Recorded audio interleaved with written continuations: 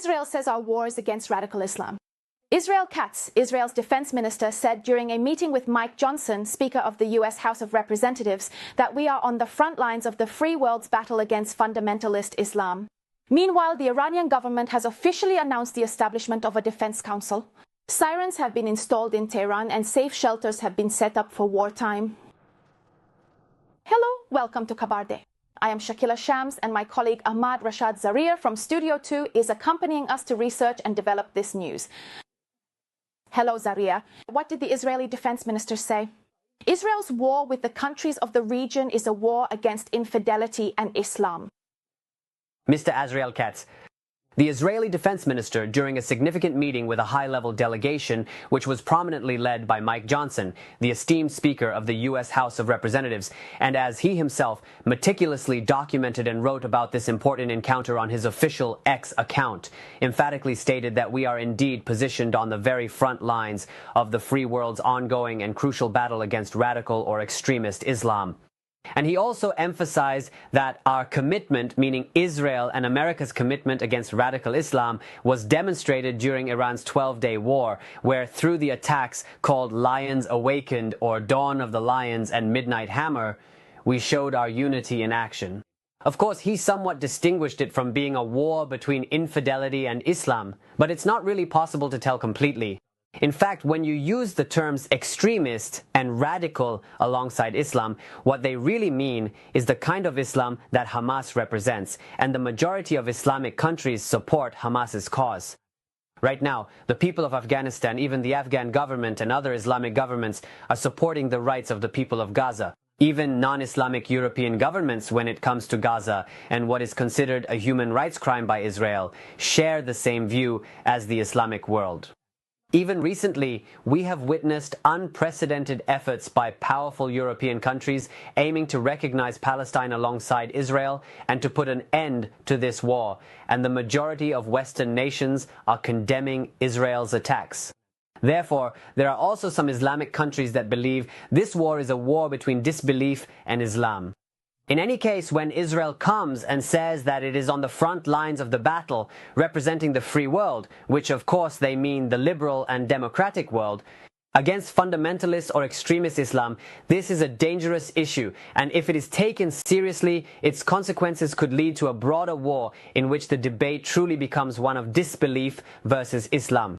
To this extent, we are witnessing many countries, including Arab and Islamic countries, that share similar positions with Israel. But apparently, they are not considered extremist Islam, yet when the topic of Islam comes up, it becomes an ideological and doctrinal issue. Major wars throughout world history have been fought over ideology, and even today, signs of this still persist. This could have unpleasant consequences. Zaria, what will be the consequences of this statement for Israel and the region? Will Islamic countries unite against Israel? The idea that Islamic countries would unite against Israel is a bit optimistic, considering that there are nearly 60 Islamic countries, or 57 to be exact. And now we also have the Organization of Islamic Cooperation. In many cases, they are not united or of one mind, and in fact, on many issues, they stand alongside non-Islamic countries, including the West and even the United States. We see that countries like Azerbaijan, Saudi Arabia, Qatar, and Egypt on many issues share the same views as what is referred to as infidel countries. Their ideology is no longer Islamic, or, for example, those countries are mostly Jewish or Christian. This is not at the top of their policy-making agenda, and they have prioritized political, economic, and similar interests as their first priority in their policies. Therefore, to say that the Islamic world will unite because in the past 70 years, or at least in the last 2 years with what has happened in Gaza, we have not seen Islamic countries standing together in a single line. And even now, there is not much expectation of this, since these policies have their own place. But what about the people? This significant issue could potentially lead to the powerful unity of Muslims around the entire world, because if they genuinely feel that Israel is actively fighting against Islam on behalf of the Western powers, then perhaps the people will indeed come together. Well, if this discussion becomes more widespread, perhaps at first it will affect their hearts. Everyone might feel that they are at war with Israel. Now, although the issue of Palestine, The Quds issue and the ideals that exist there are supported by the majority of Muslims, regardless of governments, and even some governments like Iran support it. This could become bigger, the Quds issue could become more serious, and the discussion could move in an ideological direction. Its consequence could lead to ideological wars, where what is currently happening over interests, war and killing, could take on an ideological and doctrinal dimension. Zari, in your previous discussions, you yourself mentioned that perhaps Israel's war in the region is a war with the Islamic world, and many experts and analysts have also pointed this out. But why is it that the Islamic world, the Islamic countries, did not take any action in this regard, or pretended to be unaware, or perhaps they knew and were waiting for some action, some official statement from Israel? Well, the Islamic countries, whether it's Saudi Arabia, Qatar, Egypt, Jordan, Sudan, or now Iran, Afghanistan, and others besides Iran and Afghanistan. Of course, most Islamic countries are allied with the United States on economic and political matters.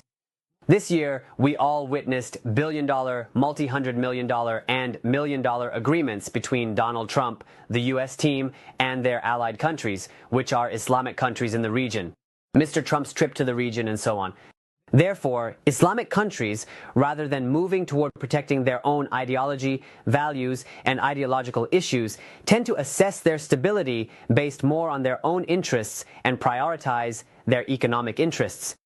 Today's global conflicts, aside from the military wars happening here and there, are technological wars, economic wars, trade wars, and transit wars. These are taking place in a modern world, a world where information has exploded, technology has reached its peak power, and artificial intelligence is at play.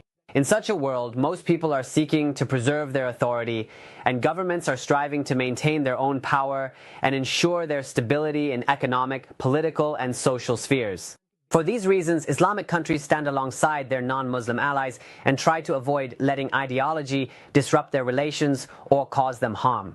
Zari, you mentioned earlier that Islamic countries prioritize financial and commercial matters. So if things continue this way, where is the Islamic world headed? Is it on the path to destruction? Well, some experts believe that in reality, Israel, the United States, and other countries, just as there are those who consider Islam to be radical, we also have radical Judaism. Of course, not all of Islam, but some groups within Islam are considered radical by them. It's the same in other religions as well.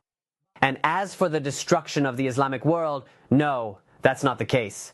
However, if, according to some experts, this continues, for example, the ambitions that Trump and Netanyahu have in the Middle East, it seems these ambitions are not limited to Gaza alone.